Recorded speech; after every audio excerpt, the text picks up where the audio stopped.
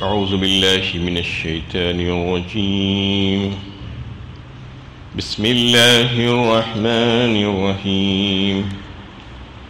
قال إن كنت جئت بآية فأت بها إن كنت من الصادقين.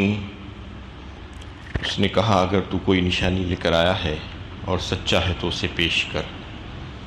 یہ سورہ اعراف کی 106 نمبر کی آیت ہے.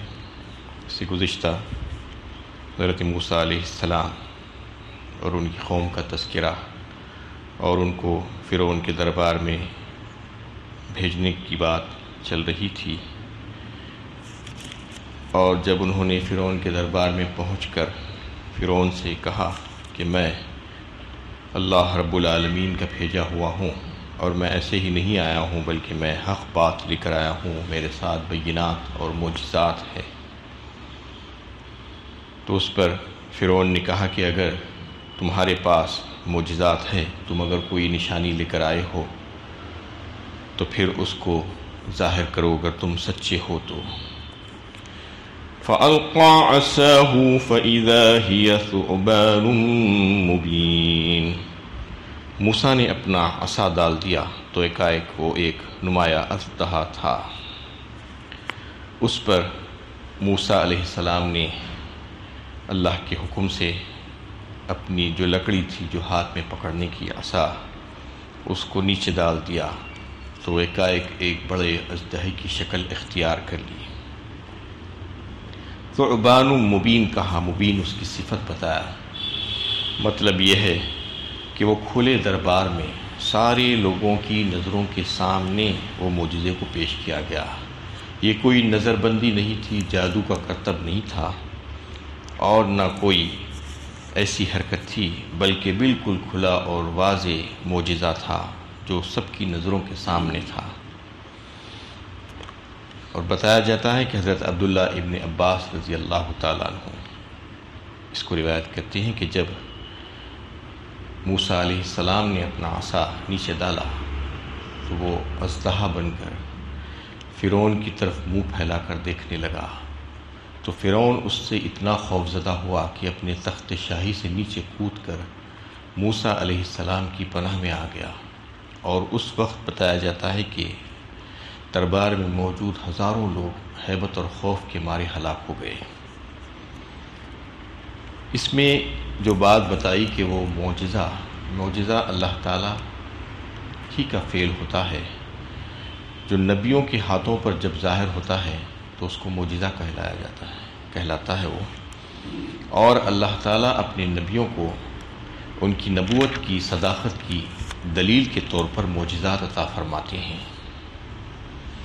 اور دوسرا معجزہ اللہ تعالیٰ نے حضرت موسیٰ علیہ السلام کو جو عطا فرمایا تھا وہ یہ تھا وَنَزَعَ يَدَاهُ فَإِذَا هِيَ بَيْضَاءُ لِلنَّاظِرِينَ. اور اپنا ہاتھ نکالا تو دیکھنے والوں کے لیے وہ چمک رہا تھا. یعنی اپنے بغل میں ہاتھ ڈال کر دبا کر نکالنے کے لیے کہا گیا ان کو، تو جب وہ باہر نکالے تو وہ سفید چمکتا ہوا تھا. وَضْمُمْ يَدَكَ إِلَى جَنَاحِكَ تَخْرُجْ بَيْضَاءَ مِنْ غَيْرِ سُوءٍ آیَةً أُخْرَى فرمایا سورہ طٰہٰ میں. اور دوسرے مقامات پر بھی ان معجزات کا تذکرہ اللہ تعالیٰ نے فرمایا کہ جب وہ اپنے ہاتھ کو اپنے گریبان میں ڈال کر نکالے تو وہ سفید نکلا. سفید کیسا؟ چمکتا ہوا. حضرت ابن عباس رضی اللہ تعالیٰ عنہ فرماتے ہیں کہ ایسی روشنی کر رہا تھا وہ کہ اطراف کے ماحول کو، فضا کو روشن کر دیا تھا. ایسا چمکتا ہوا تھا. من غیر سوء فرمایا دوسری آیت میں، کوئی بیماری کی وجہ سے نہیں بلکہ یہ معجزہ تھا اللہ تعالیٰ کی طرف سے، اللہ تعالیٰ نے ان کو عطا فرمایا تھا. لِنُرِيَكَ مِنْ آيَاتِنَا الْكُبْرَى فرمایا یہ دونوں تاکہ جو ہے دکھائیں ہم بڑی بڑی نشانیاں اس کو. یہ دو معجزات اس کو جو دکھائے گئے تھے اس کا مطلب یہ تھا کہ پہلا معجزہ جو عصا کا جو سانپ کا بن جانا، وہ اس وجہ سے تھا کہ اس سے ترہیب ہو، ڈر اور خوف پیدا ہو. اور دوسرا معجزہ جو ہاتھ کا بغل میں دبا کر نکالنے کا جو معجزہ تھا وہ ترغیب کے لیے تھا، قریب کرنے کے لیے تھا اور یہ بتانے کے لیے کہ موسیٰ علیہ السلام جو تعلیمات لے کر آئے ہیں وہ سراسر حق ہے، روشن ہے اور ہدایت ہے اس میں، اور جو کوئی اس کو اختیار کرے گا تو وہ فلاح کا ضامن ہے تمہارے لیے۔ یہ بتانے کے لیے 2 معجزات اس کو پیش کیے گئے ہیں۔ قال الملأ من قوم فرعون ان هذا لساحر علیم، فرعون کی قوم کے سردار کہنے لگے یقیناً یہ بڑا ماہر جادوگر ہے۔ جب یہ 2 معجزات حضرت موسیٰ علیہ السلام نے فرعون کے دربار میں پیش کیے تو اس کے بڑے بڑے سرداروں نے کہا کہ یہ تو بڑا ماہر جادوگر لگتا ہے، یعنی اس کو جادو سمجھنے لگے اور کہنے لگے، جبکہ جادو اور معجزے میں بڑا فرق ہوتا ہے۔ اگر کوئی ضد اور ہٹ دھرمی نہ کرے اور کھلے دل کے ساتھ اگر اس کو دیکھے تو اس کو پتہ چل سکتا ہے کہ جادو کرنے والے جو ہوتے ہیں وہ انتہائی گندی ذہنیت کے گندے لوگ، ناپاک لوگ ہوتے ہیں، اور جتنے گندے رہیں گے، جتنی ناپاکی ان کے پاس رہے گی، اتنا جادو میں ان کے اوپر اثر آتا ہے جادو اس کا۔ اس کے برخلاف جو معجزہ جو پیش کیا جاتا ہے وہ انبیاء کرام کے ہاتھوں پر انتہائی پاکیزہ ترین نفیس لوگ ہوتے ہیں اور شائستہ لوگ ہوتے ہیں، اس سے پتہ چل سکتا ہے کہ کوئی جو ہے ایسا انسان جو اللہ کا نبی ہے، انتہائی بہترین، وہ جو کوئی آیت اللہ تعالیٰ کی جو نشانی پیش کر رہا ہے تو وہ معجزہ ہی ہوگا۔ اور جو گندے قسم کی لوگ ہوتے ہیں، شریعت کی اطاعت نہیں کرنے والے، وہ لوگ جو اس قسم کی چیزیں پیش کرتے ہیں وہ جادو ہی ہوتا ہے اور استدراج ہوتا ہے۔ تو دونوں میں فرق ہوتا ہے، لیکن یہ لوگ اس فرق کو سمجھ نہیں رہے تھے اور کہہ رہے تھے کہ یہ تو بڑا ماہر جادوگر لگتا ہے۔ یرید ان یخرجکم من ارضکم فماذا تأمرون، تمہیں تمہارے ملک سے باہر نکالنا چاہتا ہے تو تمہاری کیا رائے ہے؟ یعنی وہ اس کی علت یہ دے رہے تھے کہ یہ جادوگر ہے اور جادوگری کے ذریعے سے تمہیں تمہاری زمین سے، تمہارے ملک سے تم کو بے دخل کر کے یہاں سے نکالنا چاہ رہے ہیں، اور اس سلسلے میں تمہاری کیا رائے ہے؟ قالوا ارجہ وَأَخَاهُ وَأَرْسِلْ فِي الْمَدَائِنِ حَاشِرِينَ، انہوں نے فرعون سے کہا موسیٰ اور اس کے بھائی کو بھی چھوڑ دے اور شہروں میں نقیب روانہ کرے، يَأْتُوكَ بِكُلِّ سَاحِرٍ عَلِيمٍ، کہ وہ تمام ماہر جادوگروں کو اکٹھا کر کے تیرے پاس لے آئیں۔ یعنی وہ مشورہ دیے اپنے آقا کو، فرعون کو، کہ کہنے لگے کہ یہ تو جادوگر ہے، ہمارے پاس بھی ایسے بڑے بڑے جادوگر موجود ہیں، تو ان کو کچھ موقع دے دے، مہلت دے دے تھوڑی سی، اور اس دوران اپنے سارے سپاہیوں کو ملک کے کونے کونے میں پھیلا دے اور وہاں سے وہ جا کر اپنے ماہر جادوگروں کو لے کر جمع کر کے آئیں۔ مدائن مدینے کی جمع ہے، بڑے شہر کے لیے بولا جاتا ہے، تو ہر شہر میں اپنے ہر کارندے بھیج دے تاکہ وہ بھی جو ہے اپنے ماہر جادوگروں کو اکٹھا کر کے ان کے مقابلے کے لیے لے آئیں، کیونکہ معجزہ اللہ تعالیٰ اپنے انبیاء کرام کو عطا فرماتے ہیں اور ہمیشہ حالات کے حساب سے معجزے عطا کیے جاتے رہے ہیں انبیاء کرام کو۔ حضرت موسیٰ علیہ السلام کے دور میں سحر، جادوگری کا بڑا جو ہے چرچا تھا، ہر طرف جادوگر نظر آتے تھے اور عوام کے دل میں ان کے لیے بڑی عزت و اکرام بھی ہوتا تھا۔ اس لیے اس کی مناسبت سے اللہ تعالیٰ نے موسیٰ علیہ السلام کو یہ معجزہ عطا فرمایا کہ ان کی لکڑی کو ایک اژدہا بنا دیا، یعنی جب وہ پھینکتے اللہ کے حکم سے تو پھر وہ سانپ بن جاتا۔ تو سارے جادو جو کرتے تھے جادوگر، ان کو ذلیل و رسوا کرنے کے لیے یہ معجزہ ان کو عطا فرمایا گیا تھا۔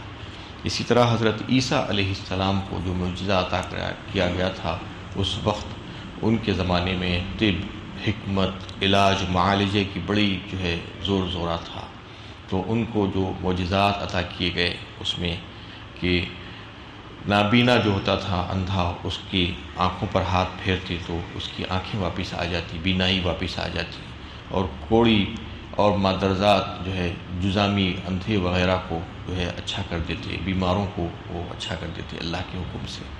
اسی طریقے سے مردے کو زندہ کر دیتے اللہ تعالیٰ کے حکم سے، کر دکھلاتے لوگوں کے سامنے۔ یہ ساری معجزات ان کو عطا فرمائے گئے تھے اس موقع اور اس وقت کے لحاظ سے۔